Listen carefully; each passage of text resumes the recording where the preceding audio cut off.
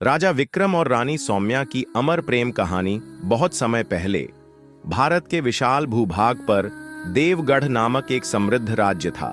वहां के राजा विक्रम अपनी वीरता, बुद्धिमत्ता और न्यायप्रियता के लिए प्रसिद्ध थे। उनकी तलवार की धार और निर्णय की स्पष्टता दुश्मनों को भयभीत कर देती थी, लेकिन उनका हृदय अब तक प्रेम से अनछुआ था।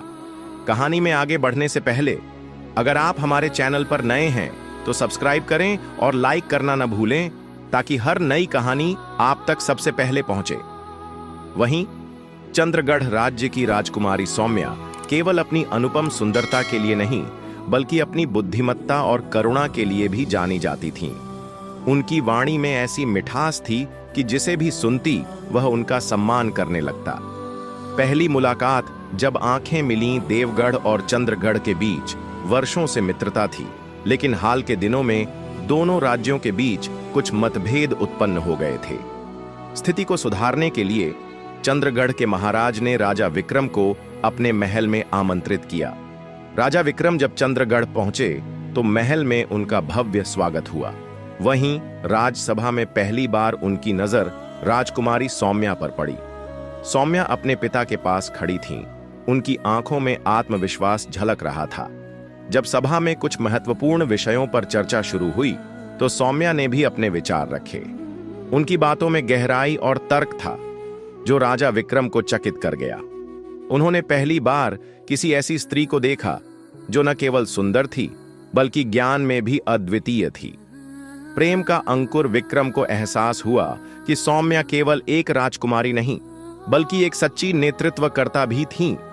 उनकी नम्रता, समझदारी और सेवा भाव ने विक्रम के मन में उनके प्रति एक विशेष स्थान बना लिया।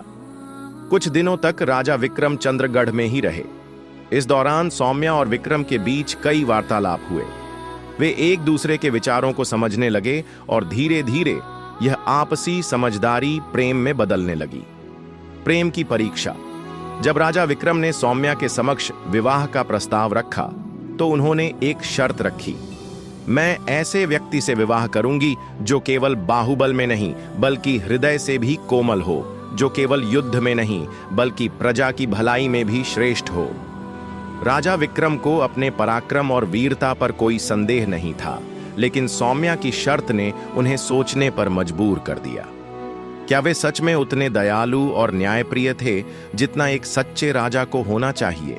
राजा विक्रम का परिवर्तन। सौम्या की बातों ने राजा विक्रम के हृदय में एक नई चेतना जगा दी। उन्होंने अपने शासन में और अधिक न्याय, करुणा और प्रजा की भलाई पर ध्यान देना शुरू किया। उन्होंने उन किसानों के आरण माफ कर दिए जो बाढ़ के कारण अपनी फसल खो चुके थे।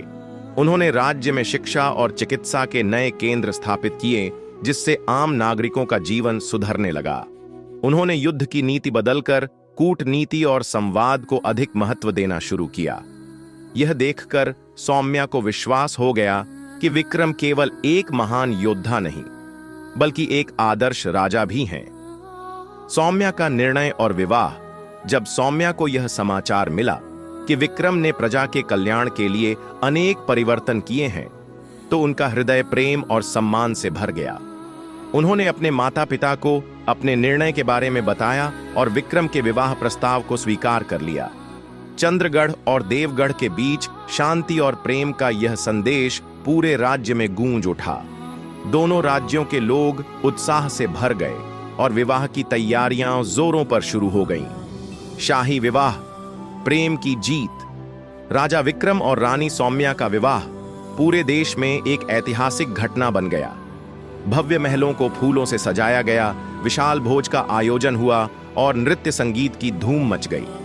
सौम्या और विक्रम के विवाह ने यह सिद्ध कर दिया कि सच्चा प्रेम केवल आकर्षण नहीं, बल्कि एक दूसरे को समझने, संवारने और साथ मिलकर कुछ महान करने का नाम है।